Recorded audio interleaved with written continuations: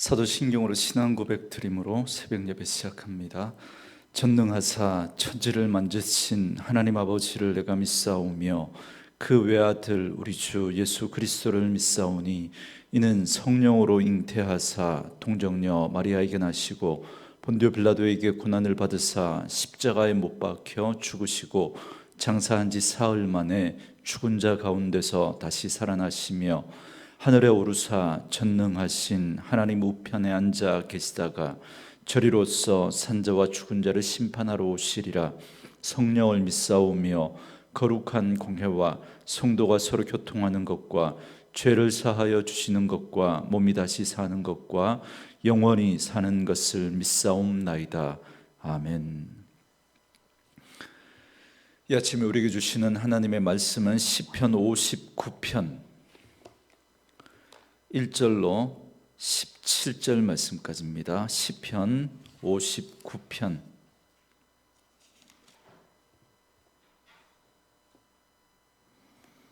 1절로 마지막 17절 말씀까지 말씀 찾으셨으면 한 목소리로 같이 읽습니다. 나의 하나님이여, 나의 원수에게서 나를 건지시고 일어나 치려는 자에게서 나를 높이 드소서. 악을 행하는 자에게서 나를 건지시고 피 흘리기를 즐기는 자에게서 나를 구원하소서. 그들이 나의 생명을 해하려고 엎드려 기다리고 강한 자들이 모여 나를 치려 하오니 여호와여, 이는 나의 잘못으로 말미암음이 아니요 나의 죄로 말미암음도 아니로소이다. 내가 허물이 없으나 그들이 달려와서 스스로 준비하오니 주여 나를 도우시기 위하여 깨어 살펴 주소서.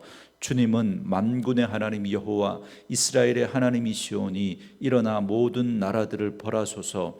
악을 행하는 모든 자들에게 은혜를 베풀지 마소서. 셀라. 그들이 점으로 돌아와서 개처럼 울며 성으로 두루 다니고 그들의 입으로는 악을 토하며 그들의 입술에는 칼이 있어 이르기를 누가 들으리요 하나이다. 여호와여, 주께서 그들을 비웃으시며 모든 나라들을 조롱하시리이다. 하나님은 나의 요새이시니 그의 힘으로 말미암아 내가 주를 바라리이다. 나의 하나님이 그의 인자하심으로 나를 영접하시며 하나님이 나의 원수가 보응받는 것을 내가 보게 하시리이다. 그들을 죽이지 마옵소서. 나의 백성이 잊을까 하나이다. 우리 방패 되신 주여, 주의 능력으로 그들을 흩으시고 낮추소서. 그들의 입술의 말은 곧 그들의 입의 죄라. 그들이 말하는 저주와 거짓말로 말미암아 그들이 교만한 중에서 사로잡히게 하소서. 진노하심으로 소멸하시되 없어지기까지 소멸하사 하나님이 야곱 중에서 다스리심을 땅끝까지 알게 하소서. 셀라. 그들에게 점으로 돌아와서 개처럼 울며 성으로 두루 다니게 하소서. 그들은 먹을 것을 찾아 유리하다가 배부름을 얻지 못하면 밤을 새우려니와 나는 주의 힘을 노래하며 아침에 주의 인자하심을 높이 부르오리니 주는 나의 요새이시며 나의 환난 날에 피난처이심이니이다. 나의 힘이시여, 내가 주께 찬송하오리니 하나님은 나의 요새이시며 나를 긍휼히 여기시는 하나님이시니이다. 아멘. 오늘은 함께 읽으신 시편 59편의 말씀을 중심으로 절망의 밤에서 찬양의 아침으로 라는 제목의 말씀으로 잠시 은혜를 나누겠습니다. 오늘 본문의 표제에 보면 우선 다윗의 믹담시 인도자를 따라 알다스헷에 맞춘 노래라고 되어 있습니다.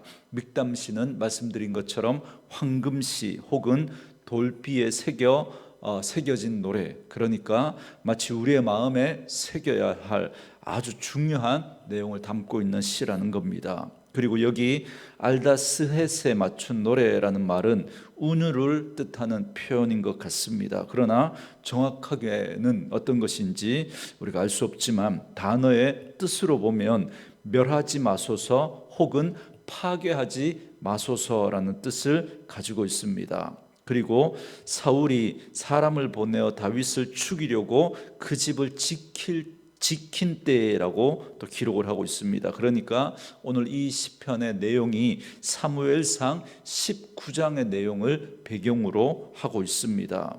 그러니까 다윗이 골리앗을 죽이고 사울의 군대 장관이 되어서 여러 전쟁에 나가서 승리를 거두었습니다. 그러니까 백성들 사이에서 다윗의 인기가 치솟습니다. 사울이 죽인 자는 천천히요, 다윗이 죽인 자는 만만이다. 그러면서 다윗이 오히려 사울보다 더 주목을 받고 사람들에게 인기가 있게 되니까 사울이 다윗을 시기하기 시작합니다. 그러면서 그 시기와 질투심이 얼마나 컸던지 사울은 악기를 연주하고 있는 다윗에게, 자신을 위해서 지금 악기를 연주하고 있는 다윗에게 2번이나 창을 던져서 죽이려고 했습니다. 사울은 거기에 그치지 않고 사람을 보내서 다윗을 죽이려고 했습니다. 그러니까 몰래 자객을 보낸 거죠. 암살을 하려고.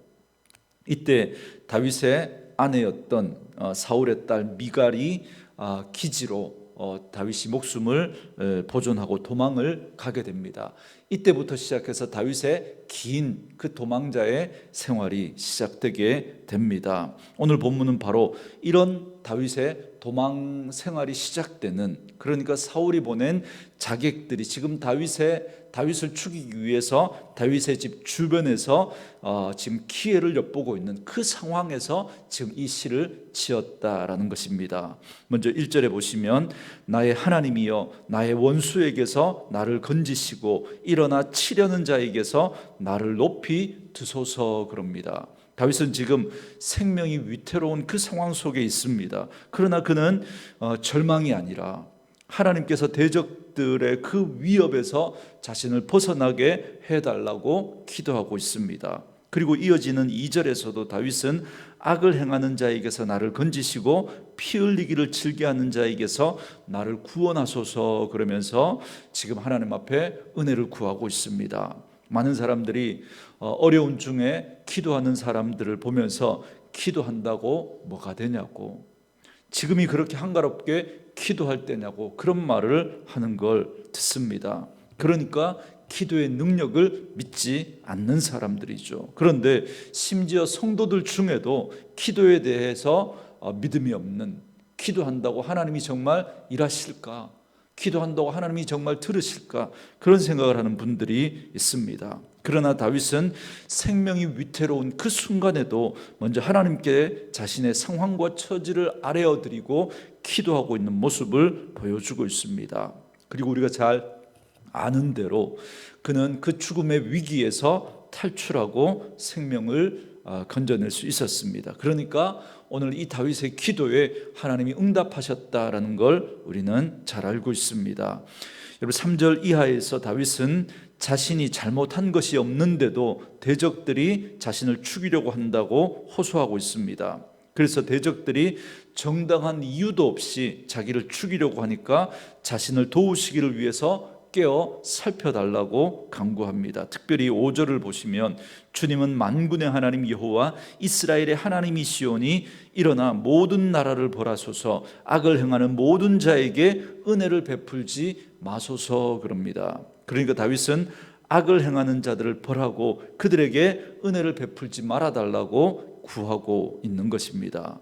여러분 성경은 하나님께서 의인의 기도를 들으시고 악인의 그 악한 마음을 품은 자의 그러한 기도는 하나님이 듣지 않으신다고 그렇게 우리에게 말씀해 주고 있습니다. 그래서 하나님께서 다윗의 기도는 들으셨지만 결국 하나님께서는 사울의 기도는 듣지 않으십니다. 그걸 잘 보여주는 사건이 사무엘상 28장에 나옵니다. 여러분 거기에 보면 블레셋이 이스라엘을 침공해 오죠. 그래서 수넴이라고 하는 그 지역에 진을 치고 있습니다. 이때 사울은 블레셋의 그 군대를 보면서 심히 두려워합니다. 그래서 다윗처럼 그때 하나님을 찾았지만 그러나 하나님에게서 마음이 떠난 그 사울의 기도를 하나님이 듣지 않으십니다. 그러니까 불안한 사울이 어떻게 합니까? 아무 응답도 하나님이 하시지 않으니까 사무엘상 28장 6절에 보면 사울이 여호와께 묻자오되 여호와께서 꿈으로도 우림으로도 선지자로도 그에게 대답하지 아니하심으로 그럽니다. 하나님이 응답하시지 않는 거죠. 그러니까 사울이 엔돌의 신접한 여인에게 가서 사무엘을 불러내지 않습니까? 여러분 그때 나타난 사무엘은 진짜 사무엘이 아니라 귀신이 가장한 거죠. 여러분, 그러니까 하나님이 응답하시지 않으니까 그렇게 이런 사울이 그렇게 신접한 여인에게 가서 그 답답하니까 물으려고 하는 그런 모습들을 우리가 보지 않습니까? 하나님은 의인의 기도를 들으시고 악인의 그 기도를 듣지 않으신다라는 걸 분명히 보여주시는 거죠. 그리고 6절 이하에서는 다윗은 원수의 모습들을 지금 들깨의 모습으로 비유하고 있습니다. 여러분, 이스라엘 사람들에게 개는 더러운 것과 썩은 것을 먹고 토한 것을 도로 먹는 그런 더러움과 부정함을 상징하는 동물이었습니다. 그래서 다윗은 자신의 원수들이 개처럼 울며 다른 이들을 위협하는 것 같은 행동을 하고 있고, 그리고 입으로는 악을 토하고 입술에는 칼이 있다라고 하는 이런 표현을 쓰고 있는 겁니다. 여기서 특별히 입으로 악을 토하고 입술에 칼이 있다는 말은 온갖 악한 말로 음해하고 그 말로 그 사람을 궁지로 몰아가고 있는 그 상황을 지금 이야기하고 있는 거죠. 이처럼 다윗의 대적들은 온갖 악한 말로 자신에게 상처를 입히고 있었다는 겁니다. 그리고 그렇게 하는 이유를 마지막에 밝히고 있는데요, 그들은 말하기를 누가 들으리요, 이렇게 말한다는 겁니다. 그러니까 자신들이 이런 악한 말을 해도 듣는 사람이 없다는 겁니다. 듣는 이가 없다는 겁니다. 그러니까 함부로 이런 말을 하는 거죠. 여러분, 이건 하나님의 존재를 부정하는 말입니다. 지금 다윗을 잡으러 온 그 자들도 이스라엘 사람들이에요. 하나님을 믿고 하나님을 인정하는 그런 자들이었지만, 그러나 지금 그들이 그 온갖 악행과 악한 그 거짓말을 하면서 누가 보거나 듣지 않는다고 생각했다는 겁니다. 그러니까 그들은 하나님께서 선악간에 심판하시는 분이시라는 이 사실을 그들은 인정하지 않는 거예요. 무시하는 겁니다. 여러분, 분명히 여기서도 드러나고 있죠. 왜 어리석은 자를 성경은 악인이라고 말하는지 여기서 분명히 드러납니다. 성경은 하나님을 인정하지 않는 자를 어리석은 자라고 그러고, 그 어리석은 자가 한 걸음 더 나아가면 악한 자입니다. 왜요? 하나님을 인정하지 않으니까 이런 없는 말을 치어서 내고 거짓말하고 악한 행동을 하면서도 전혀 하나님을 의식하지 않는 거예요. 누가 들으리요? 이런 말을 하고 지금 있는 겁니다. 그래서 담대하게 거짓말을 하고 악을 저지르는 거죠. 그러나 대적자들의 그러한 방자한 태도는 끝까지 가지 못합니다. 언제까지라도 승승장구할 것 같았던 그들의 악행도 결국에는 하나님 앞에 그들이 심판을 받음으로 끝이 나게 됩니다. 여러분, 8절에 보시면 여호와여 주께서 그들을 비웃으시며 모든 나라들을 조롱하시리이다 그럽니다. 하나님의 뜻을 거스르고 하나님을 무시하는 사람들은 결국 하나님으로부터 무시를 당하게 될 것이다, 이렇게 지금 말하고 있는 것입니다. 그래서 하나님이 그들을 비웃으시고 결국은 그들을 모든 나라들의 조롱거리가 되게 할 것이다 말씀하고 있는 겁니다. 이 사실을 확신하면서 다윗은 지금 이렇게 고백합니다. 9절 10절 말씀인데요, 하나님은 나의 요새이시니 그의 힘으로 말미암아 내가 주를 바라리이다. 나는 하나님이 그의 인자하심으로 나를 영접하시며 하나님이 나의 원수가 보응받는 것을 내가 보게 하시리이다 그럽니다. 그러니까 다윗은 하나님께서 자신의 요새가 되시고 때가 이르면 다윗의 대적자들을 심판하실 것을 다윗은 분명히 믿고 있었던 겁니다. 그래서 원수들이 보응받는 것을 자신이 보게 하실 것이다, 그렇게 믿음으로 고백하고 있습니다. 그런데 11절에서 다윗은 그들을 죽이지 마옵소서 그럽니다. 여러분, 왜 이렇게 간구할까요? 왜? 여러분, 이 말은 악인들을 용서해달라 이 말이 아닙니다. 악인들이 너무 빨리 단번에 죽어서 사라지면 하나님께서 악인들을 벌하신다는 걸 백성들이 미처 깨닫지 못할까 봐, 그래서 사람들의 뇌리에서 금방 잊혀져 버릴까 봐, 그래서 지금 이렇게 기도하고 있는 겁니다. 여러분, 가끔 영화나 드라마 같은 데 보면 억울한 일을 당하고 그래서 막 어려움을 겪고 쫓겨다니던 그 주인공이 우여곡절 끝에 결국 원수를 잡아서 죽이려고 하는 그런 장면, 너무 이런 억울한 그 감정에 그 자기를 괴롭혔던 그 사람을 죽이려고 칼을 겨누고 혹은 총을 겨누고 있는 그 상황에서 옆에 있던 친구가 이런 인간, 이런 나쁜 인간 죽여서 네가 왜 살인자 되려고 하느냐, 그러면서 이런 나쁜 인간은 법의 심판을 받게 해서 이 인간이 얼마나 나쁜지 만천하에 드러나게 해야 된다, 뭐 이런 말들을 하는 걸 우리가 듣지 않습니까? 여러분, 맞습니다. 그런 악인들에게 복수하면 마음은 후련할지 모르지만 그러면 그 사람의 악행도 묻혀버리게 됩니다.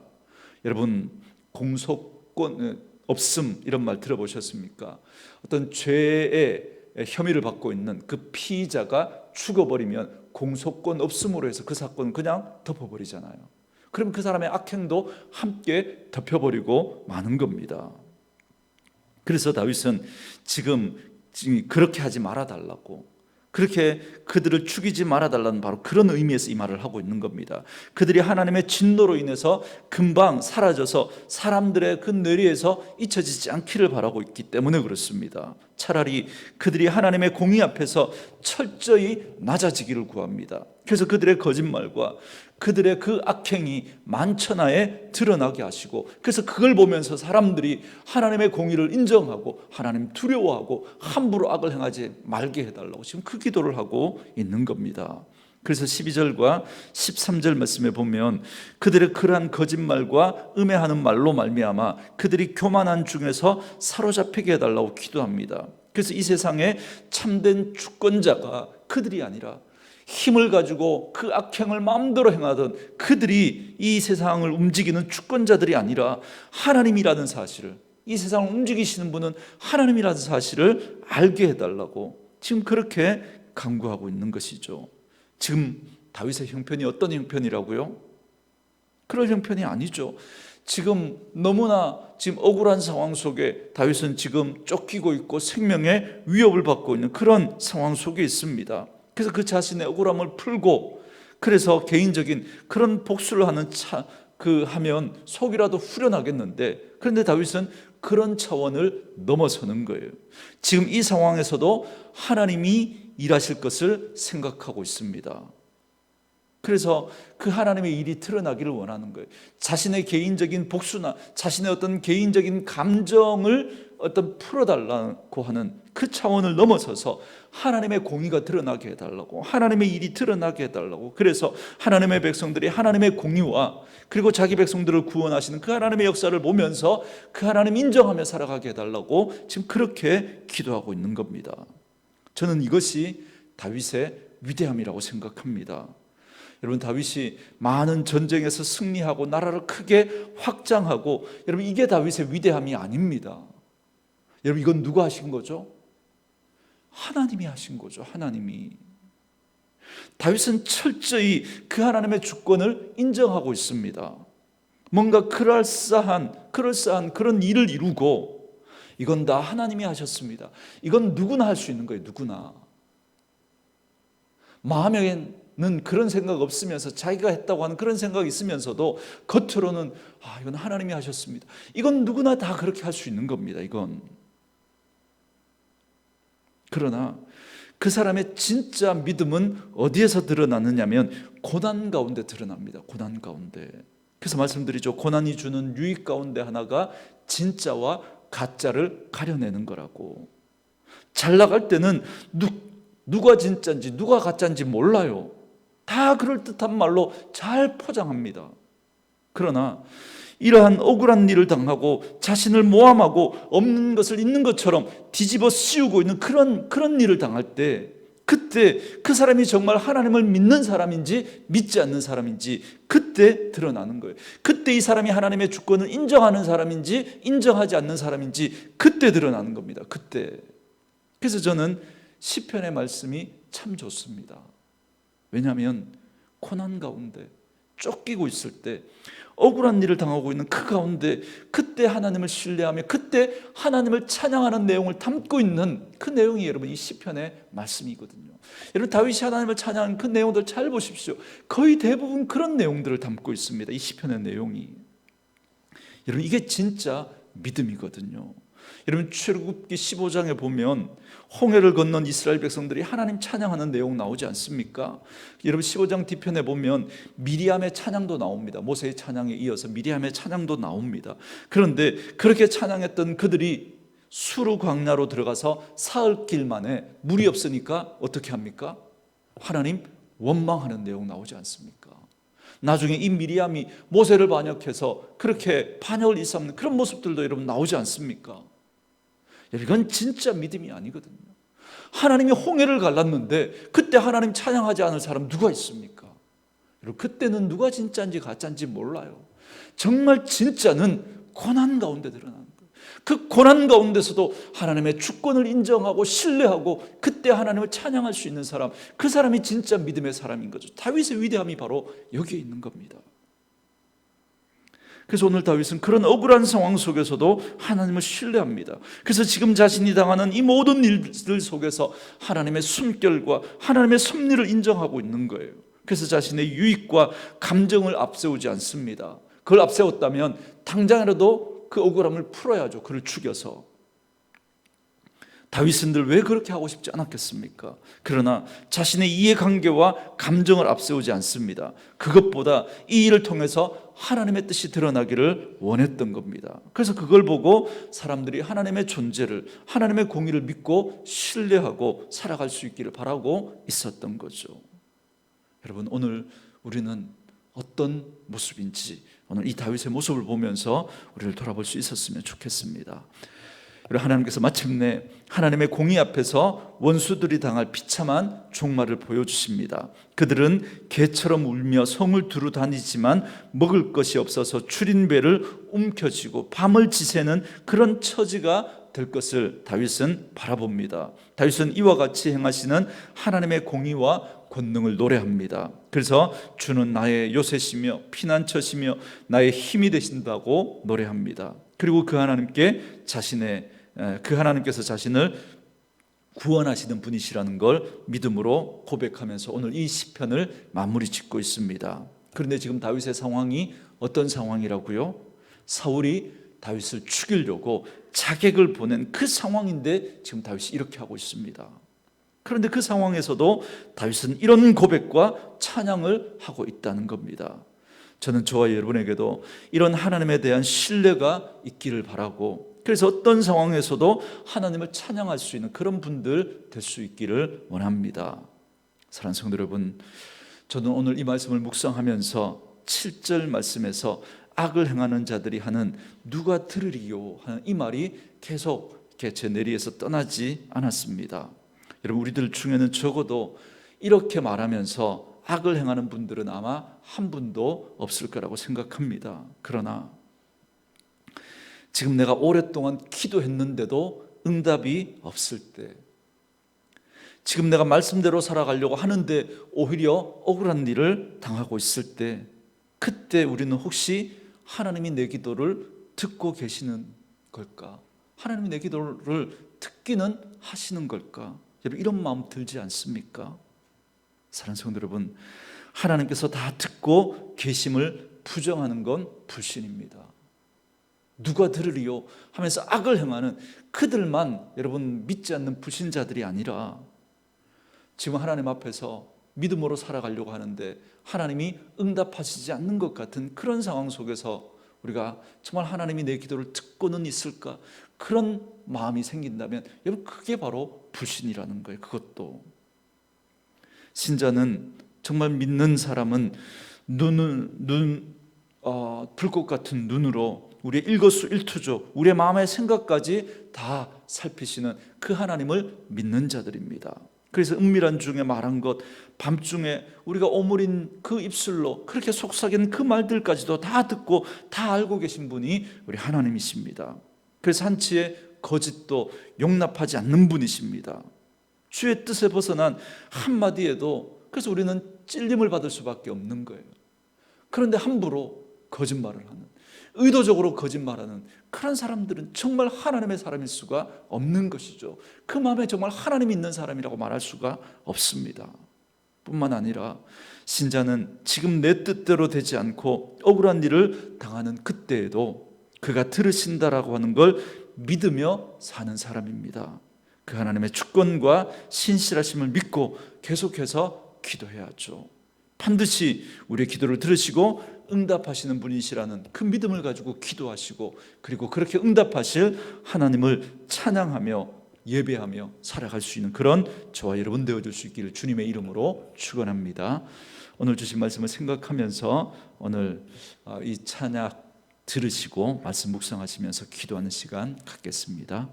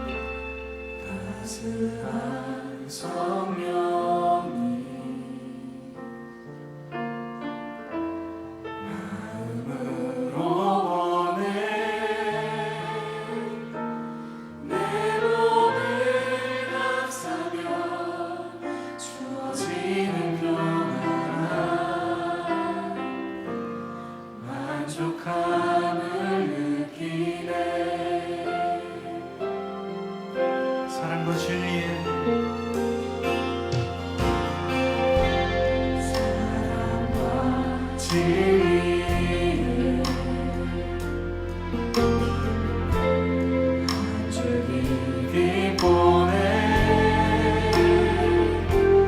내 마음을 감싸며 주어지는 평안함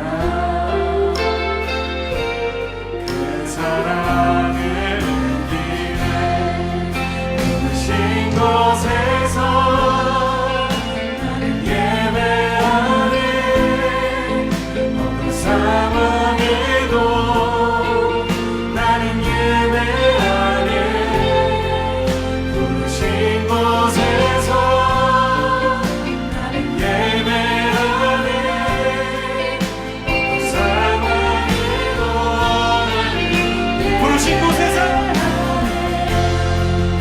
부르신 곳에서 나는 예배하네 어떤 상황에도 나는 예배하네 부르신 곳에서 나는 예배하네 어떤 상황에도 나는 예배하네 내가 걸어갈 때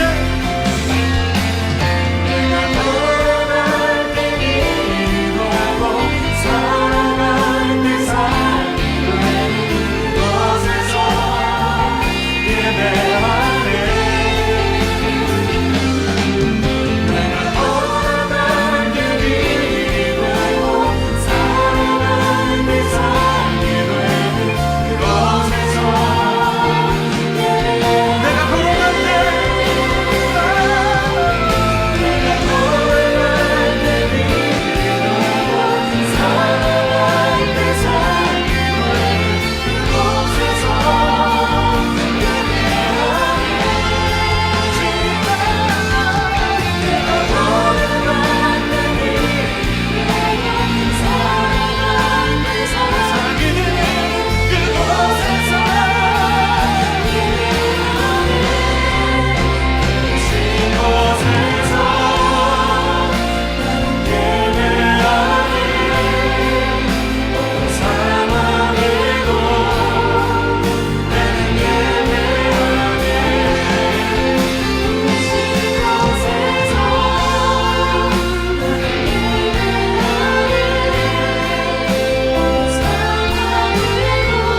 여러분들과